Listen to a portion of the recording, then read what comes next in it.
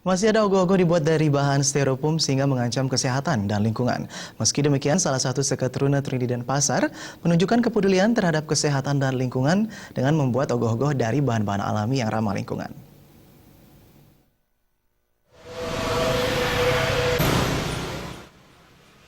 Selama 10 tahun terakhir, styrofoam atau gabus marak digunakan untuk membuat ogoh-ogoh di Bali, padahal bahan tersebut membahayakan kesehatan dan lingkungan. Tahun ini, muncul gerakan penggunaan bahan-bahan alami untuk membuat ogoh-ogoh. Ketua Seketruni Yuwana Dharmakirti Banjar Keraton Kesiman Denpasar Iputu Mahendra Suryana mengatakan, dalam pembuatan ogoh-ogoh tahun ini, pihaknya fokus mengangkat tema tentang laut atau Windu Segara. Wilayah Banjar Keraton Kesiman sendiri mencakup pantai Padanggalak. Ogoh-ogoh yang dibuat Seketruni Yuwana Dharmakirti Banjar Keraton mengajak semua pihak untuk fokus terhadap penataan dan perawatan pantai, untuk menunjukkan komitmen terhadap kelestarian pantai.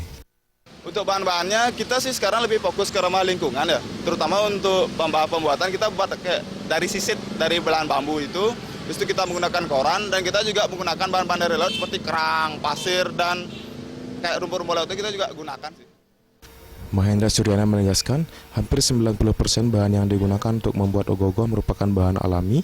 Kerangka ogoh-ogoh dibuat dengan menggunakan bambu, koran bekas digunakan untuk melapisi kerangka ogoh-ogoh, sementara benda-benda yang berasal dari pantai dimanfaatkan sebagai hiasan ogoh-ogoh tersebut.